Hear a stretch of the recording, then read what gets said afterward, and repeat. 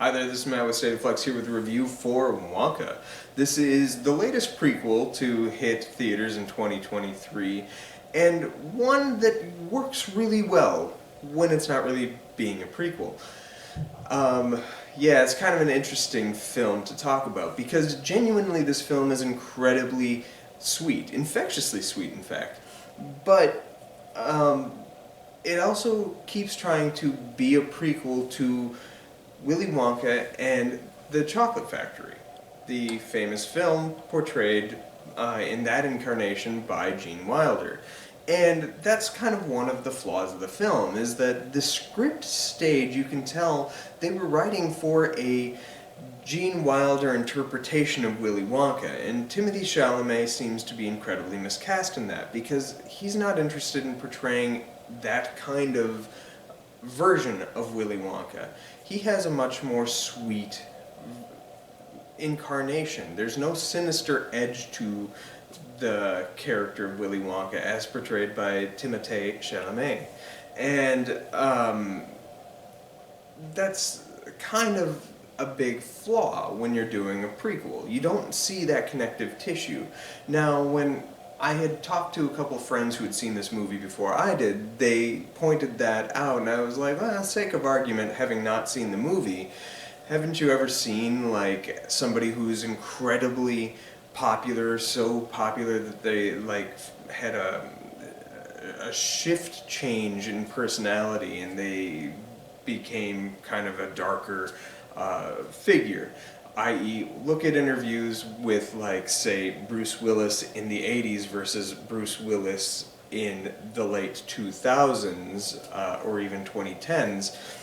That's a completely different personality that is presented. Or Johnny Depp.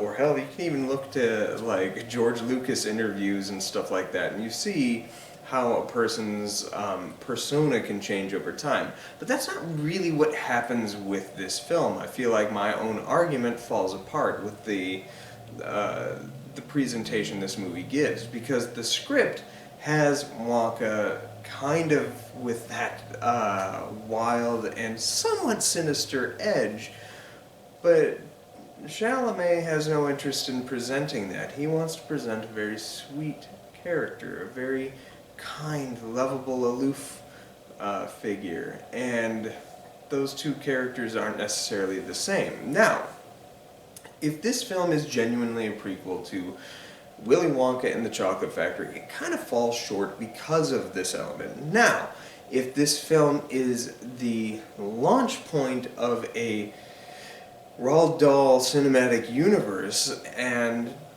Wonka is the central figure of it, which certainly this film seems to be maybe interested in leaning that direction, and we see this character continue on with Chalamet's interpretation, and future scripts will be written towards his rendition's sensibilities.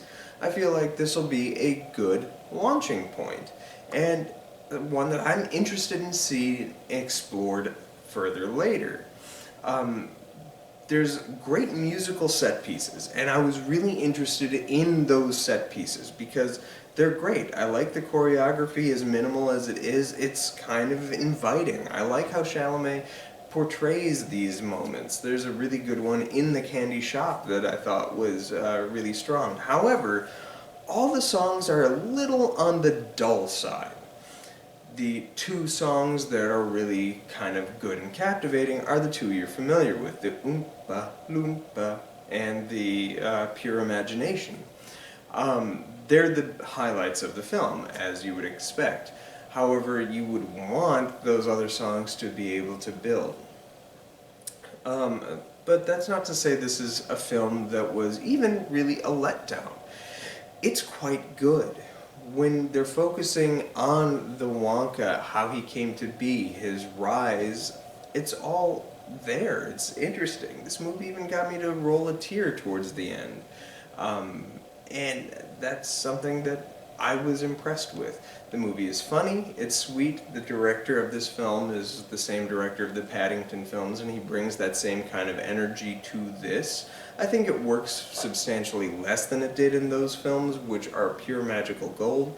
However, if you were to pair this movie with another of its ilk, I would compare this a little bit to Fantastic Beasts and Where to Find Them. Specifically that first one. Those other two are their own mess. But Fantastic Beasts and Where to Find Them is a fairly strong standalone film, and I think this works as a strong sister film to that one. They pair together quite well, and I guess that's where I would leave you with. This is a good movie, one that I want to see explored further later, and I think works best when it's being its own thing and not hearkening back to that very famous movie from eons prior at this point. However, the film is so concerned with reminding us that that one exists, it kind of is to the detriment of the feature itself, so much so that it allows itself to be overshadowed by that older movie with the usage of the old music. But let's see where this goes. I want to see this character continue on, and I want to see Chalamet really grow into his own version of this character.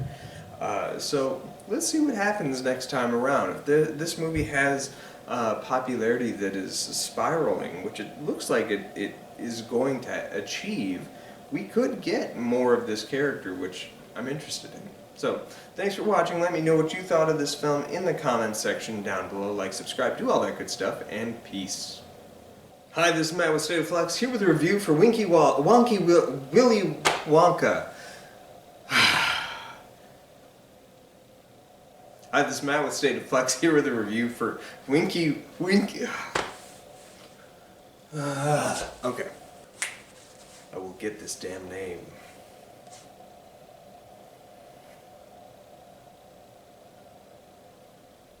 Hi, this is Matt with State of Flux, here with a review for Vinky Wonka. Oh, fuck.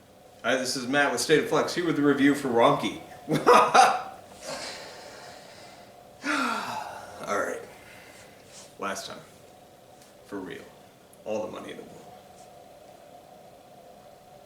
Hi, this is Matt with State of Flux, here with a review for Wonka. I quit.